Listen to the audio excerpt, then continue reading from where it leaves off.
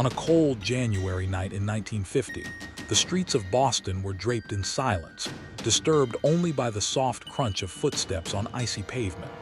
Inside the brick building at 165 Prince Street, the Brinks Armored Car Depot carried on with its usual routine.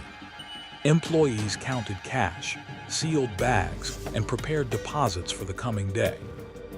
Nothing seemed unusual, yet something was about to unfold. Something so audacious that it would go down as one of the most famous robberies in American history. For months, a group of 11 men had watched the building like hunters studying their prey. They knew every guard's routine, every shift change, every flicker of light inside Brinks.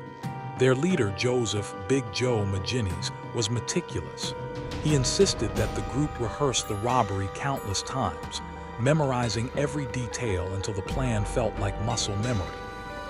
They disguised themselves in long Halloween-style masks, Navy-style pea coats, and heavy gloves to avoid leaving fingerprints. Their weapons were real, but their strategy was to get in and out without firing a single shot. The night of January 17th arrived cold and windless, and at exactly 7:27 p.m., just after the last delivery had been processed, the gang made their move. They slipped in through the back door, which they had learned was often left unlocked during cash transfers. When they burst inside, the employees froze. Guns were raised, orders were shouted, and within seconds the robbers had total control of the room. Not a single guard dared to resist. In 17 minutes, the gang loaded sack after sack of cash, coins, and checks, an astonishing haul worth nearly $3 million, equivalent to tens of millions today. When they fled into the night, Boston had no idea that history had just been rewritten. The morning after the robbery, the Brinks employees were still trembling as they recalled the event. The Boston Police Department rushed to the scene, and soon the city buzzed with word of the bold heist. Newspapers printed extra editions, and radio stations interrupted regular programming to report the largest robbery in the history of the United States at the time. Investigators flooded the depot. Yet from the start, they faced a frustrating obstacle. The criminals had left no fingerprints, no footprints, no shell casings, and no signs of forced entry. It was as if ghosts had executed the operation. The only clues were the rope and adhesive tape used to. Scenes, agents felt a growing dread. Kidnappers usually made contact quickly. Silence rarely meant anything good. Still, the Bureau pressed on, expanding the search beyond Chicago. Little did they know that the investigation was about to take a grim turn, one that would shatter any remaining hope of a safe return. The breakthrough came weeks later, far from the bustling city. Hunters walking through a wooded area stumbled upon something half buried in snow. At first, they thought it was debris, but as they drew closer, horror filled their eyes. It was the lifeless body of Charles Ross. His hands were bound, and the signs of violence were unmistakable. The FBI rushed to the scene, cordoning off the area as agents braced themselves for what the evidence would reveal. Ross's death changed everything. What began as a kidnapping investigation had now become a murder case, one with enormous public pressure and political stakes. Agents meticulously combed through the forest, analyzing footprints, soil disturbances, and any object that might lead them to the killers.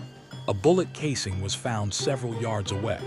Broken branches suggested that Ross had tried to escape. The coroner's report later confirmed the tragic truth. Ross had been killed shortly after his abduction.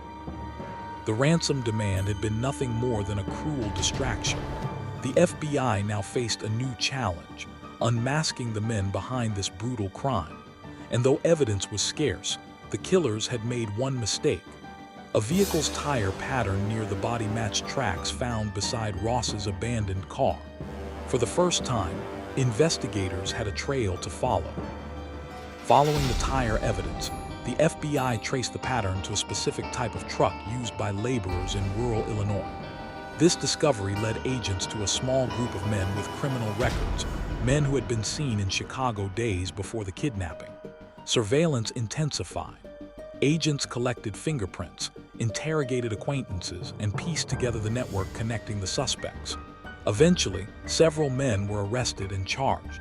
Under hours of questioning, one of them broke. His confession revealed the grim truth.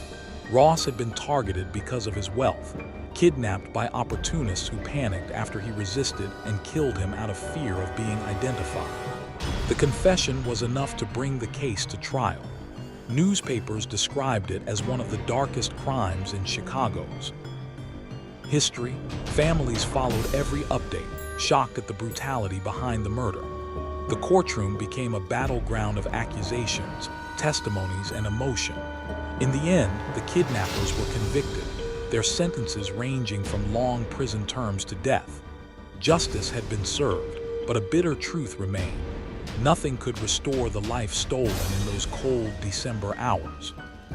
The kidnapping and murder of Charles Ross became a haunting reminder of how even a respected, orderly life could be consumed by violence. And though decades have passed, the case remains one of the most chilling FBI investigations of its time. Did you like it? Like, comment, and subscribe to the channel so you don't miss more videos like this.